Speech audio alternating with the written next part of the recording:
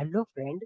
स्वागत है आपका हमारे यूट्यूब चैनल टेक्नोलॉजी गुरुजी में। इस वीडियो में हम लोग डू वाइल लूप पढ़ने वाले हैं और मैं आपको साथ में ये भी बताऊंगा कि वाइल लूप और डू वाइल लूप में डिफरेंट क्या होता है। तो चलिए वीडियो वीडियो को स्टार्ट करते हैं।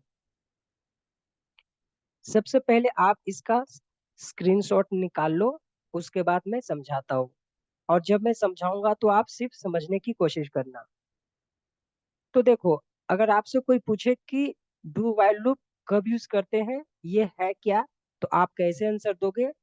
तो आप पहला पॉइंट बताना कि मान के चलो कि एक ही काम को मुझे बार बार, और एक काम में से सेम काम को मुझे बार बार यूज करना है, तो हम डू वाइल लूप यूज करेंगे।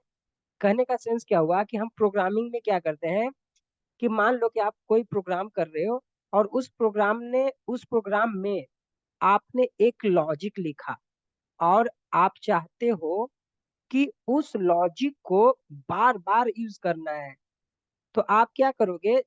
आप ये सोचोगे कि जब सेम लॉजिक बार बार यूज हो रहा है तो उसके लिए मुझे अलग से कोडिंग करने की जरूरत नहीं है, मतलब बार बार प्रिंट करने के लिए अलग से कोडिंग करने की जरूरत नहीं है। आप क्या करोगे? जो भी रिपीट टास्क, सेम टास्क जो रिपीट हो रहा है, उस टास्क को आप डू वाइल लूप में रख दोगे। ये पहला पॉइंट बोलोगे।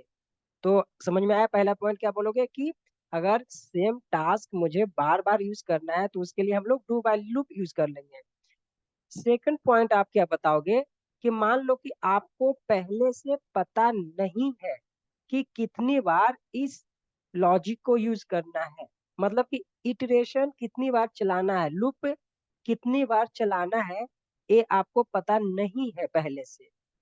तो उस सिचुएशन में आप डू व्हाइल लूप यूज करोगे। अब इस चीज को भी मैं प्रैक्टिकल समझाऊंगा अच्छे से। नेक्स्ट पॉइंट आप क्या बताओगे? यहाँ पर आपको डिफरेंट क्लियर हो जाएगा व्हाइल लूप और डू व्हाइल लूप में।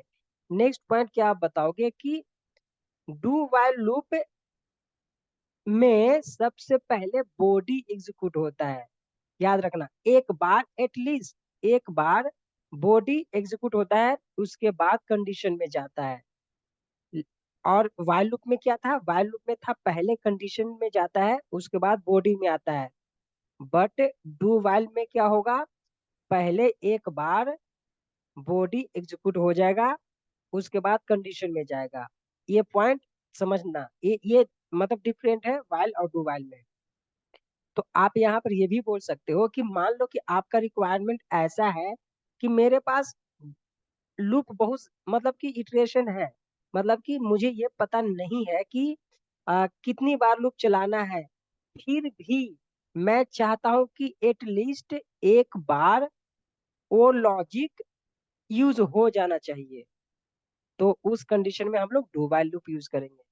समझने की कोशिश करना, मैंने क्या बोला कि ये तो आपको डू व्हाइल लूप में क्या होता है कि आपको पहले से पता नहीं है कि कितनी बार लूप चलाना है, मतलब कि सेम लॉजिक को आप यूज करने जा रहे हो लेकिन आपको पता ही नहीं है कि कितनी बार लूप चलाना है, फिर भी आप एटलीस्ट एक बार उस लॉजिक को यूज करना चाहते हो, तो उस लॉजिक को आप डू व्हाइल लूप में रख दोगे। ये बेनिफिट है डू व्हाइल का। अब इसी चीज को मैं प्रैक्टिकली आपको समझाने जा रहा हूँ। सबसे पहले इसका सिंटैक्स देख लेते हैं। देखो, सबसे पहले आप डू लिखना, डू के अंदर में डू, उसके बाद करली ब्रेसेस। अब इसके अंदर में आप लॉजिक लिखोगे, जिस लॉजिक को आप बार बार यूज करना चाहते हो या एटलीस्ट एक बार यूज करना चाहते हो, तो इसके अंदर में लॉजिक लिखना, या फिर कोई स्टेटमेंट प्रिंट करना चाहते हो वो लिखना। और इस डू को क्लोज यहाँ करने के बाद यहाँ पर वाइल लिखना, और वाइल के अंदर में आपको कंडीशन लिखना है, और यहाँ पर याद रखना सेमी कॉलम आपको देना है। तो डू वाइल में ध्यान क्या रखोगे? सेमी कॉलम देना है। लेकिन वाइल में क्या था? सेमी कॉलम नहीं था, इसके अंदर में बॉडी था, बट यहाँ पर अलग है। डू वाइल में क्या है? डू के अंदर में आपका बॉडी रहेगा, और वाइल को कंडीशन के बाद यहाँ पर सेमी कॉलम दे दोगे। सेमी कॉलम क्या रिप्रेजेंट करता है कि ये लाइन एंड हो गया। सेमी कॉलम का मतलब जहां पर आपने सेमी कॉलम लगा दिया, कहने का मतलब उस लाइन को एंड कर दिया। ठीक है? अब इसी चीज को मैं प्रैक्टिकली समझाने जा रहा हूँ। तो इसके लिए मैं टूल्स इक्लिप्स ओपन कर लेता हूँ, आप भी ओपन कर लेना। अब देखो सिंटेक्स में मैंने क्या बोला कि पहले डू यूज करना है, उसके बाद राइट करली ब्रैकेट्स ओपन क्लोज। अब इसके अंदर में लॉजिक लिखना है। मान के चलो अभी मैं सिंपल प्रिंट करने जा रहा हूँ कुछ, मैं हेलो प्रिंट करने जा रहा हूँ। अब इस डू को मैंने यहाँ पर क्लोज कर दिया। अब इस लूप से बाहर आ जाऊंगा और यहाँ पर मैं लिखूंगा वाइल, और वाइल के अंदर में मैं कंडीशन लिखूंगा। तो आपको मैंने वाइल में बताया था कि यहाँ पर बाय डिफॉल्ट ट्रू होता है, मतलब कि ये ट्रू एक्सेप्ट कर लेता है, और यहाँ पर सेमी कॉलम। अब बताओ, यहाँ तो ट्रू एक्सेप्ट कर लिया, तो ये मैं समझाने जा रहा हूँ कि आपको पहले से पता नहीं है कि लूप कितनी बार चलेगा, फिर भी आप चाहते हो कि एटलीस्ट एक बार ये एग्जीक्यूट हो जाना चाहिए। ठीक है, तो इस सिचुएशन में हम लोग डू वाइल यूज करते हैं। अब जैसे आपने यहाँ ट्रू लिख दिया ना, ये इनफाइनाइट लूप तक जाएगा, क्योंकि आपको पहले से पता ही नहीं है ना कि कितनी बार लूप चलेगा। इसी को तो बोलते हैं कि पहले से आपको पता नहीं है कि कितनी बार लूप चलेगा। तो ये एक तरह से प्रॉब्लम है। तो इस प्रॉब्लम को सॉल्व हम कैसे कर सकते हैं? यहाँ पे ट्रू के जगह पर आप कंडीशन लिखोगे कि आपको कितनी बार इस लूप को चलाना है। तो मान लो कि मैंने कंडीशन में लिख दिया सिंपल, इससे पहले कुछ इनिशियलाइज कर देता हूँ। मान लो कि मैं इस लूप को 0 से स्टार्ट करना चाहता हूँ, इसलिए मैंने i इक्वल टू 0 लिखा। अब 0 से स्टार्ट करना चाहता हूँ, और यहाँ पर मैं इस कंडीशन में लिखता हूँ i लेस देन 5। मतलब कि अब यहाँ पर हमने कंट्रोल कर लिया ना उस प्रॉब्लम को, जो मुझे पता नहीं था कितनी बार इटरेशन चलेगा, तो हमने यहाँ फिक्स कर दिया कि अब 5 से कम ही चलेगा आपका इटरेशन। इसीलिए तो हम लोग इसको यूज करते हैं टू वाइल को। ठीक है, ये हो गया।